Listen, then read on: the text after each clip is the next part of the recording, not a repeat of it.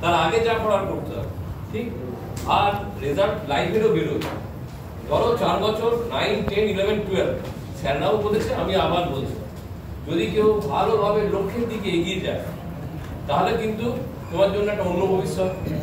তারপরে শোনো ভালো করে, বন্ধুদের কথা তো তোমরা শুনবেই।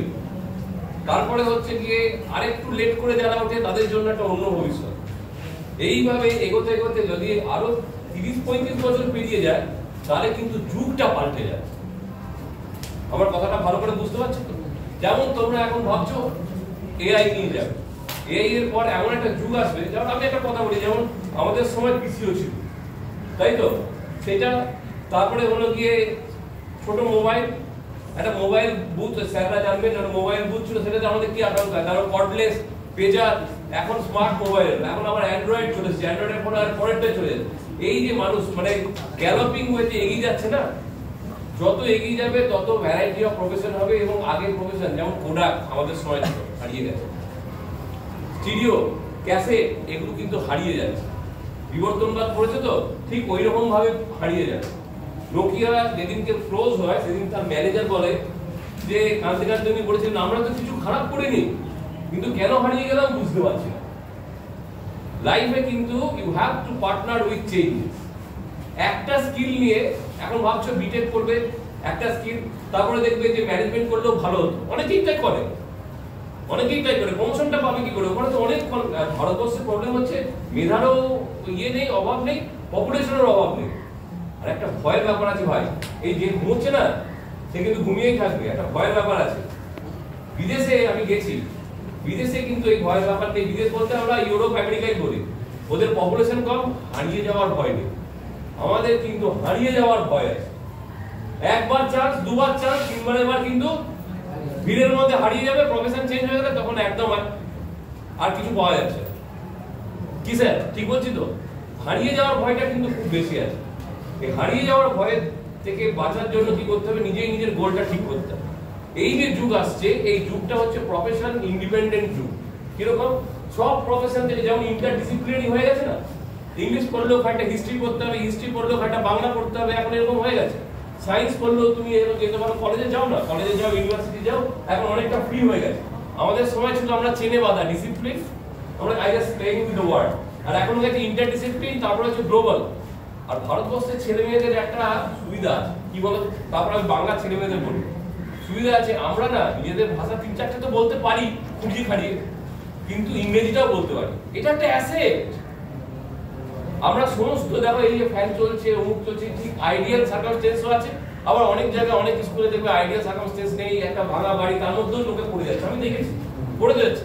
এই আইডিয়াল সার্কামস্টেন্সে যদি আমি নাও থাকি তাও আমি কাজটা করে বেরিয়ে যেতে পারবো। আমাদের দেশে কি হয়নি স্যার জানেন, দেশটা ভাগ হয়ে গেল যেদিনকে ইন্ডিপেন্ডেন্ট হয়, তাই তো? তারপরে যে জেনারেশন, এই স্যাররা জানেন যে কত কষ্ট করে সেই মানে এক জায়গায় তোমার জন্মস্থল, আর সেটা দেশ নিয়ে হয়, তোমাকে বার করে দিল। তারপর থেকে যে প্রফেশন বার করা, যে মাস্টারমশাই ছিল সে আবার নতুন করে বার করা, সেইগুলো তো ফেস করতে হচ্ছে না। তোমাকে এখন থেকে প্ল্যান করার সময়টা পাচ্ছ, পলিটিক্যাল প্রেসারও নেই, এই জায়গাটায় থাকতে হবে। তাহলে কি এখন যে লার্নিংটা হয়ে গেছে, যদি লার্নিং স্পেলিংটা জেনে থাকো তাহলে দেখবে ওর মধ্যেই আর্নিং রয়ে আছে। এটাকে সরিয়ে দাও, তাই তো? এইটাই কি চাই, তুমি ভালো মানুষ হও, সেটা তো একটা সবচেয়ে বড় শর্ত। তুমি ভালো প্রফেশনাল হও, সেটাও একটা শর্ত। আমার কথাটা বোঝা গেল? এই দিকে তাকাও, দেখো স্যারের পিছনে অনেকগুলো লেখা আছে, যেমন ইঞ্জিনিয়ারিং, তেমনি ম্যানেজমেন্ট অ্যাডামাসে পাওয়া যায়, তেমনি সায়েন্স, তেমনি কমার্স, তেমনি ফার্মাসি, তেমনি মিডিয়া এন্ড কমিউনিকেশন। আমি মিডিয়া এন্ড কমিউনিকেশন আছি। ইংরেজি জানলে যতগুলো, অন্ন গোস্বামী দেখো বা ইয়ে দেখো, মানে বরখা দত্ত দেখো, হ্যাঁ, বা প্রণয় রয় দেখো, যাদেরকেই তোমরা দেখতে পাচ্ছ তারা বেশিরভাগই এসছে ল্যাঙ্গুয়েজ গ্রুপ থেকে। কেন? ল্যাঙ্গুয়েজ ইজ দ্য কি two unlock the heart of people, তাই তো? আর ইংরেজি লিস্টটা কিরকম ভাবে এমন হয় না যে বাংলা পেপারে অত খারাপ হয়নি, কিন্তু হিন্দি পেপার পড়ে বা হিন্দি চ্যানেল দেখে আমরা বিশ্বাস করি না, কিন্তু ইংলিশ চ্যানেল দেখে হ্যাঁ ওটা ঠিক বলছি, ঠিক তো? হয়তো আগে তো ভারতবর্ষ স্বাধীন হওয়ার আগে লোকে 2-4টে ইংরেজি বললেই লোকে ভাবতো যে ওরে বাবা এত বিরাট চায়, তাই তো? আবার দেখেছি আমি ফিজিক্সের প্রবলেম না, প্রবলেমটা হচ্ছে যে ও সলভ করতে পারছে না, এই জন্য ইংরেজিও জানে না। এই একটু আগে একটা প্রবলেম হলো, দেখলাম যে তার বাবা কি করে সেটা সে ট্রান্সলেট করতে পারছে না, অ্যাকচুয়াল ট্রান্সলেশন না একটা ছোট্ট ট্রান্সলেশনে এগিয়ে আছে? ব্যাপারটা বুঝতে পারছো তো?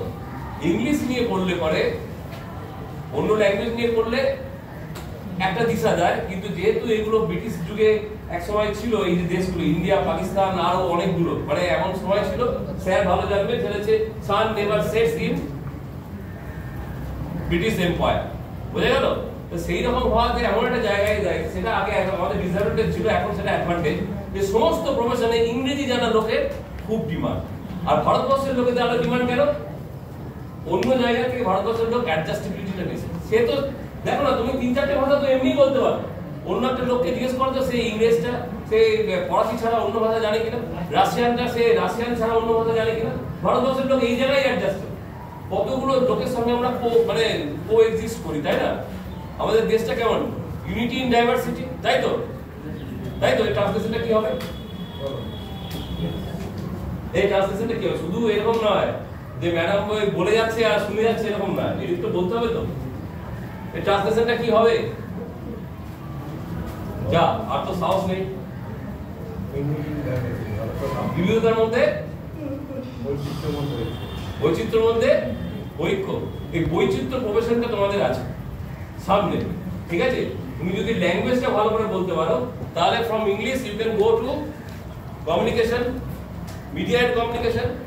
From English you go to any other subject like by media and communication.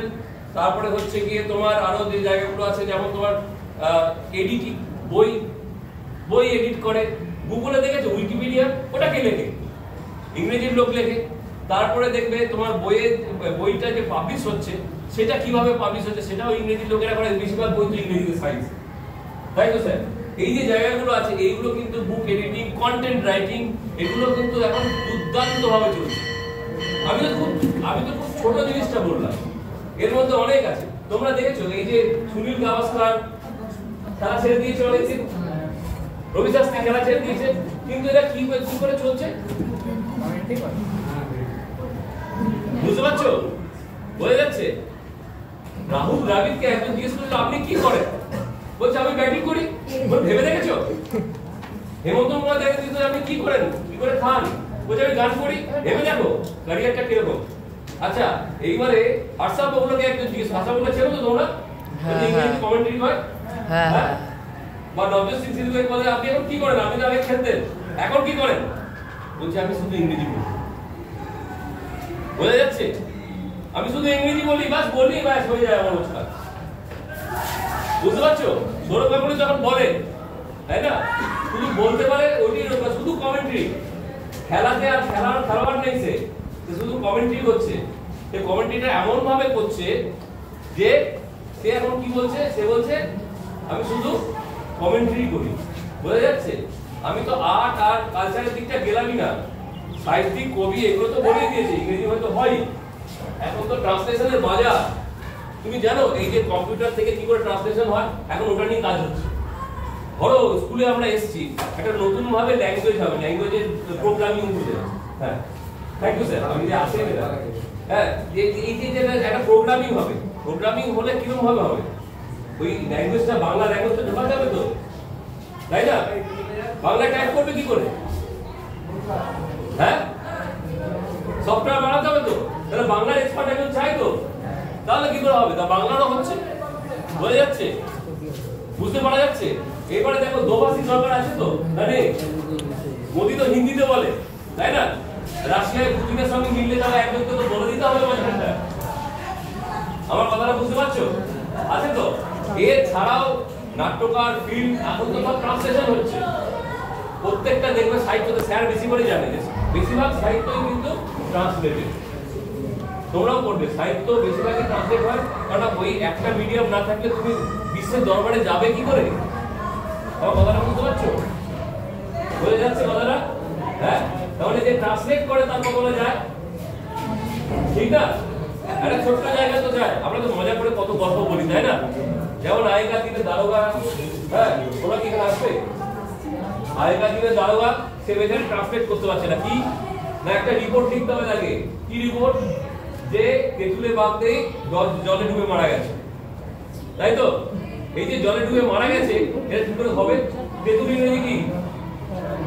Tamarin. এই স্যার এটা দারুণ ব্যাপার। হ্যাঁ, তারপরে কি? বাঘ বাঘের ইংরেজি কি? টাইগার। টাইগার। তারপর দি ইংরেজি কি? ও লাগিয়ে দিয়েছে, আরে বাঘের সঙ্গে টিএইচই দি, ট্যামারিন দা টাইগার টিএইচই দি, হয়ে গেছে তো? হ্যাঁ, এইবার ডুবে মরো কি হবে? ওই রকম লোককে ইংরেজি লিখে সে কি করে লিখবে? ডুবে কি যখন আমার পাট থাকে জলের তলায় তখন কি আমরা ডুবতে পারি না? তাহলে লেক নো আর পুকুরে ইংরেজি কি? পন্ড। লেক নো পন্ডে ডুবে মরেছে, কি প্রণাম হবে? তেঁতুলে বাগদির প্রণাম কি হবে? হি না সি? হি। ডুবে মরেছে হি।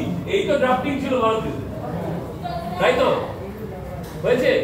রবীন্দ্রনাথ নোবেলটা পেয়েছে বাংলা নোবেল, বাংলা লিখে নয়, ইংরেজিতে ট্রান্সলেট করে।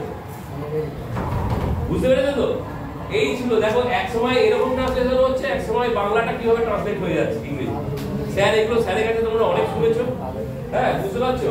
ইংরেজিতে আমাদের ওখানে, আমি তো প্লেসমেন্টে এই কথা বলে এলাম, এই মাত্র আমি তোমাকে দেখিয়ে দিতে পারি, ইংরেজি অনার্স একদম লেখা যে জুনিয়র মানে ট্রেনিং জার্নালিস্টের জন্য ইংরেজি অনার্স মাস্ট। কেন?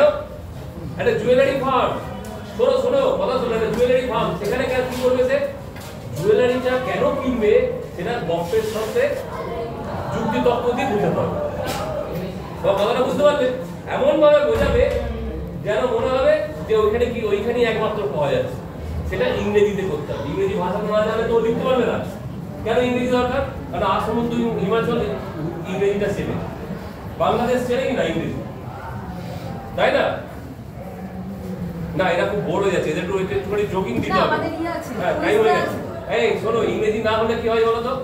এই দেখো, পাকিস্তানে যতদিন ইমরান খান ছিলেন ওরা বিশ্বকাপ জিতেছে, ওয়াসিম আকরম ছিলেন ফাইনালে গেছে। এখন আর কেউ নেই রে, ইংরেজিতে বলবে কি করে? হ্যাঁ, এই যে সেদিনকে আব্দুল রাজাককে জিজ্ঞেস করলো, এই মানে ওই কেমন ভাবে জিজ্ঞেস করে না, কেউ জিজ্ঞেস করে, হ্যাঁ হোয়াট আর ইউ প্ল্যান? ব্যাস, আব্দুল রাজাক তো বুঝতে পারছে না।